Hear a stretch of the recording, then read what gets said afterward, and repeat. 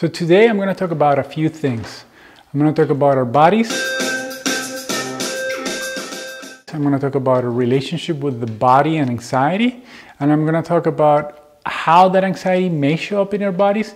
And then I'm going to give you a few tips as to how to work with that energy, that excess energy of anxiety in our bodies.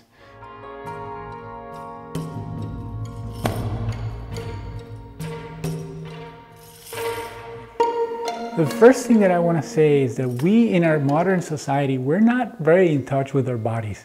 Our tendency is to live in our heads, in our thinking minds. And when we develop an attitude of being in our bodies more and more, when we practice embodiment, when we practice feeling ourselves, feeling our sensations in our feet, in our legs, in our whole body, in our bellies, in our arms, in our chest, in our heads, and we feel the whole thing on a continuous basis, we start getting in touch with that profoundly attuned, navigating GPS type thing, and it'll help us navigate much better our day-to-day life. It allows us, for example, when we feel anger, to start noticing, before we start reacting and acting out, to start noticing the contractions that happens in the here, to start noticing how the blood goes to the hands, to start noticing the clenching of our fists. And then it gives us a little bit more choice as to how to respond, as opposed to being just pulled by the intensity of the experience. So, same with anxiety. You know, anxiety shows up in our bodies. You may not be in touch with it, and you may only perceive the thinking, obsessive thoughts, or perhaps the vulnerable emotions. But if you really pay attention, you're going to notice that it shows up in the body.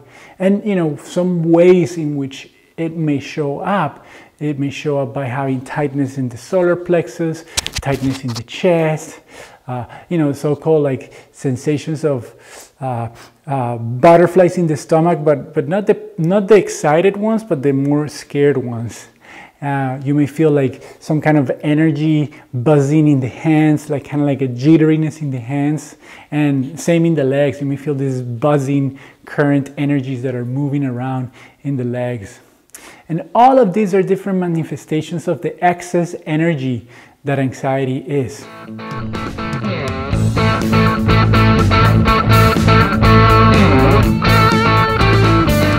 now I'm going to share a little bit and a few techniques as to how to work with this pent-up energy and this anxiety that shows up in our bodies. So one really cool way to do it is, say you recognize that you have all this intensity and tightness in your chest area. It's very uncomfortable, you feel afraid, you feel like pressure, and you feel this buzzing, and it's like, ugh. One cool thing that you can do is try to locate some area of your body that feels more peaceful. I mean, ideally it feels relaxed and really good, but even if you don't find any place that feels really good, at least that feels better than this area. And then you bring your attention down there, say your feet. This is you connect with your feet. Right now I'm barefooted and I'm touching the rug, and I can feel sort of like the comfort of the threads of the rug touching my feet, and I can feel the weight of my body on my feet and the contact with the floor, and that produces a certain amount of pleasure. So then you connect with that. However you can, you connect with those sensations wherever you're finding the source of comfort or pleasure, and then you start going back and forth between the two. So you feel the sensations of pleasure and goodness that you're noticing in your feet, say, and then you go back to the chest where it's anxious and then you go back to the relaxation and the goodness, and then go back to the and then you keep doing that back and forth, and then you're going to start noticing, it may or may not happen, we don't know how it will go, but what I've noticed is that it starts smoothing out the anxiousness, and it may give you an opportunity to go a little deeper and understand what's causing this anxiety. Or it may just relieve it, and you know, that's great, no? So that's one way. Another very cool way is to move the energy, to move with it. So, you know, you may do some yoga, some stretching poses.